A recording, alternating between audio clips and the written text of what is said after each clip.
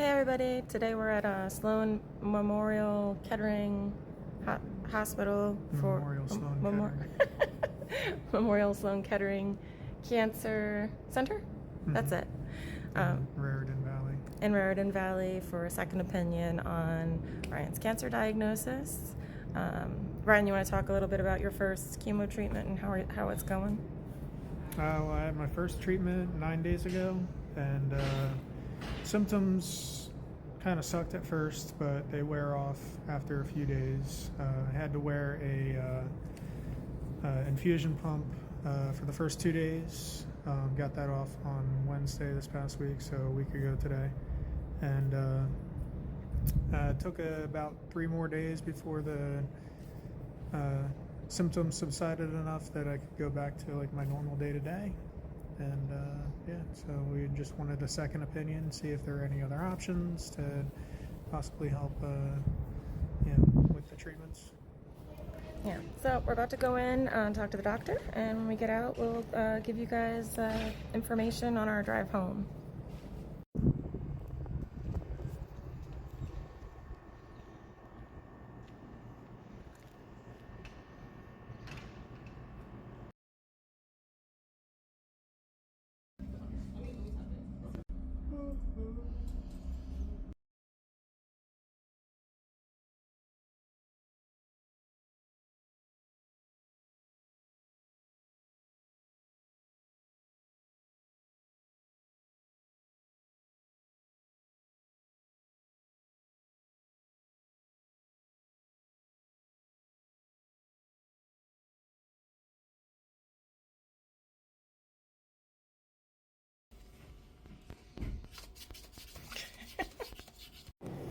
Okay, we're back.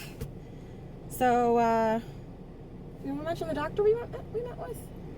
Huh? Do you want to mention the doctor we met with? Sure. Okay, so we met with Dr. Rao, and we're pretty happy with her bedside manner.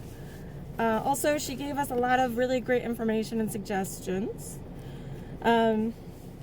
She said that currently what we're doing is what she would have suggested, and what we've been doing is what she would have suggested. So she's suggesting 3 to 4 more months of the FOLFOX chemo. Yep. And also, we were concerned about combining targeted therapy or immunotherapy, but we didn't really know too much about it. But apparently, in order to do that, you need to have the genetic markers for it. And Ryan does have a test out for that, but we don't have it back yet. He's had previous genetic tests out, which came back inconclusive, I guess. Yeah, they didn't have any known markers that showed up, but they're discovering new ones all the time. So that test was done like 4 or 5 years ago now. So at this point, they may have new ones that would show up in my genetic testing. So we're still waiting for the results on that. So if you have cancer, it's always good to have those genetic tests done occasionally, especially if you're battling cancer for a while. Yeah. Just in case those genetic markers do show up, because then targeted therapy or immunotherapy is another option, and those actually increase your percentage of the chemo combined with those therapies actually increase your percentage of success by a lot. Yeah. So we're hoping, if those markers are found, that we could possibly include those in the future. But another plus was that she said after the 3 to 4 months of chemo, we could look into doing radiation. Our other doctor said that wasn't a possibility. And that she saw, what did she say about the lymph nodes? That she saw a lot of success or significant? Well, she said that if it's in a long chain, that makes it more difficult, but it depends on where the lymph nodes are at the point after I'm done with my first round of chemo. So hopefully they're more condensed, I guess, because I guess that is what she was saying would make it easier to target with the radiation therapy if need be. Okay. Which hopefully would make it so that I wouldn't have to be on chemo indefinitely, which is what my doctor was originally saying. Yeah, we do not want him to be on chemo indefinitely. That is not a life-sustaining plan. Yeah. Also, another thing that she suggested we look into getting done was, and I'm not sure if I'm getting the letters right, but it's a blood test for floating cancer cells.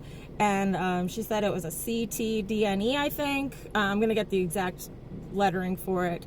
And I'll try to put it up there.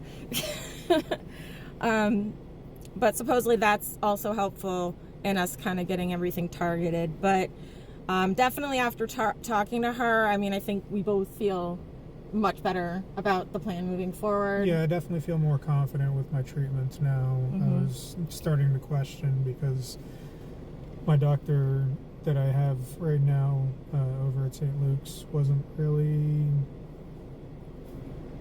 giving, like, he just wasn't giving the information in the same way. And he seemed to be confusing me with one of his other patients, so I didn't want to, like, you know, fully go by what he was saying. Yeah, and I think that, you know, when you're going through cancer, you just have to advocate for yourself. And if you can't advocate for yourself, someone else has to. Yep. Be like, hey, we gotta go get a second opinion here. So I'm glad we did this. I think we both feel better. We both have more information. We both kind of have a better plan. This is a further drive for us. It's another like 20 minutes, but you know, another 20 minutes versus keeping this guy around for another 20 years or so. I'm fine with that. So anyway, love you guys. Anything else you want to say? No. Love you. Love you too. Anyway, we're just really happy with this visit. Just wanted to share that with you guys. Okay, bye.